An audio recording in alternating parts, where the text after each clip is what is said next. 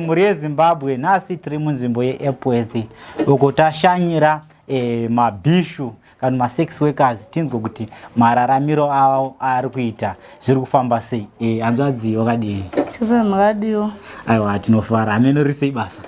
Basa rungodaro. Handitika chando kai chinofunga munoona makastoma akawanda kakutonhora. Kuri kutonhora makastoma ari kuma apa mari yakadhakwa. Mari yakadhakwa? Mari yakatiza. Okay. Mungatange here nokutipa zita renyu tisati taenda mukati yemuchaimo. Zita rangu Nancy Maxwell. Okay.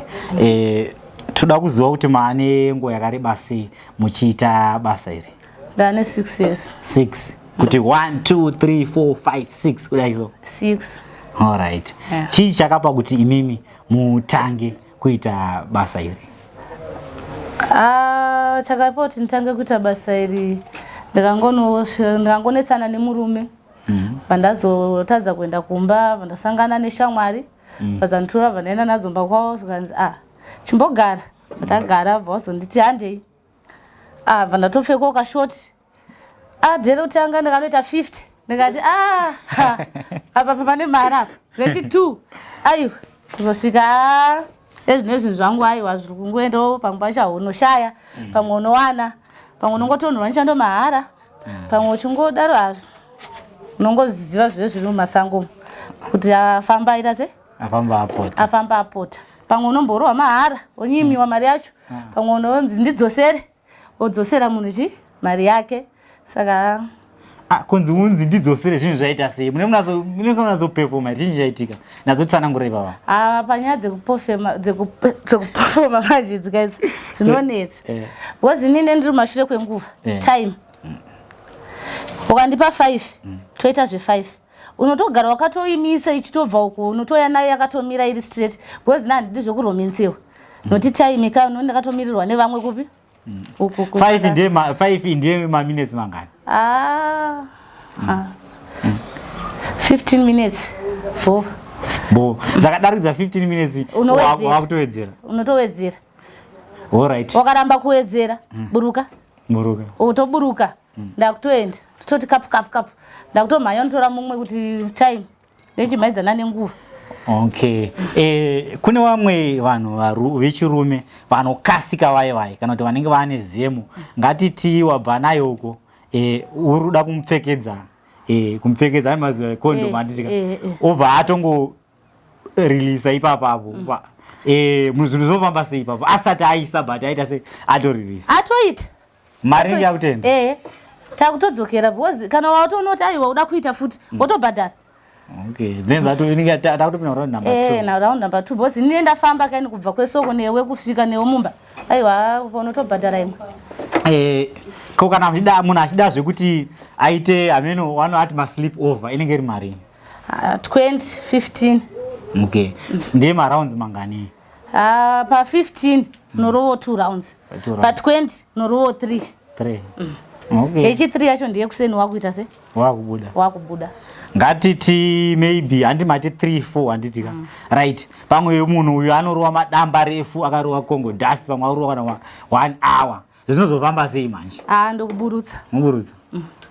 Zvinhu zvatodhakwa? Zvinhu zvatodhakwa ndotokuburutsa kana skin tight ndotomuka ndakapfeka. Okay. Right. Tiri ipapo zvakare. Pane nhau yandoda kuti ndinatsonzwisisa. Ma-challenges amuri kusangana nawo imimi and api? Ma-challenges arisangana nawo vamwe varume vanouya bva kuti mari ndinacho yakabatana tonochinja. Tobva taita bonde, tapedza ta bonde, pakunochinja iye ndiye atanga kuvhura door toti speed wotobuda uita se oenda.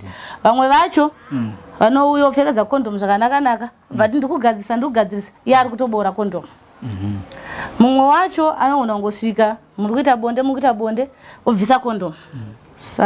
Zvinhu kana achinge abora condom imi munozotora matanho api? Munoramba muchienderera mberi here kana munoita sei? Kana achinge abora condom pamwe unongosina kuzviona, pamwe wazviona unobva watomuti buruka tichinje condom. Pamwe pacho anobva atoramwa kana kutosiya kurova kutorera mari obva abuda aenda.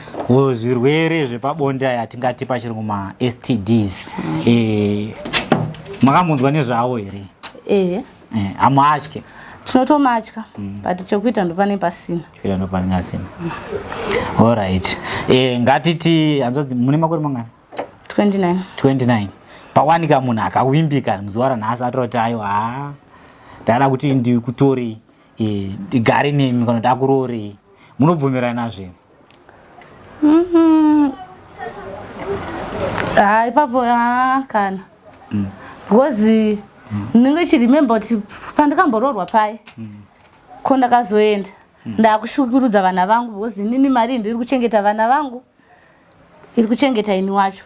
Saka ndakazotorwa ndakaenda kuvanhu vangu vasa vachishupika. Aiwa, pamwe unogona kuona murume anenge achiprovida zvese, anogona kuona kuti aiwa ini ndoda chisanzu nemazhara anongokutora imi nevana venyu.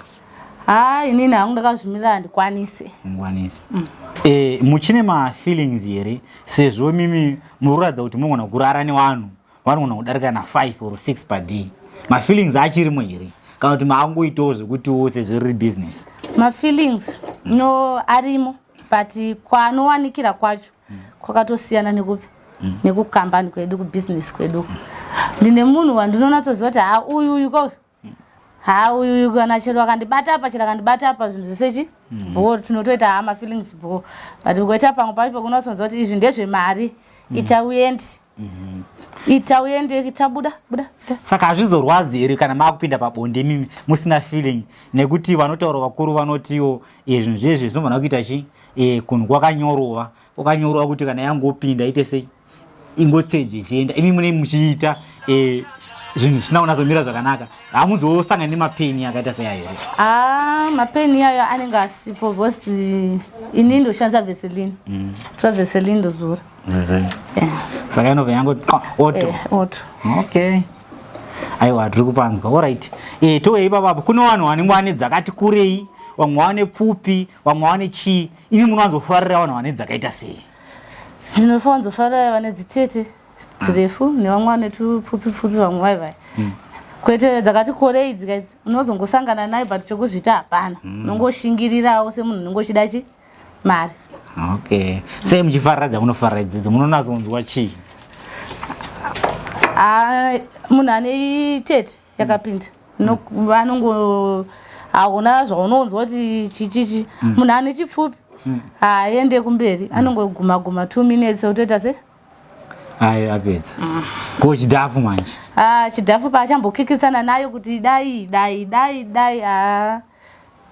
long process. Aiwa, tatenda muri Zimbabwe. The voice is now yours in the comment section.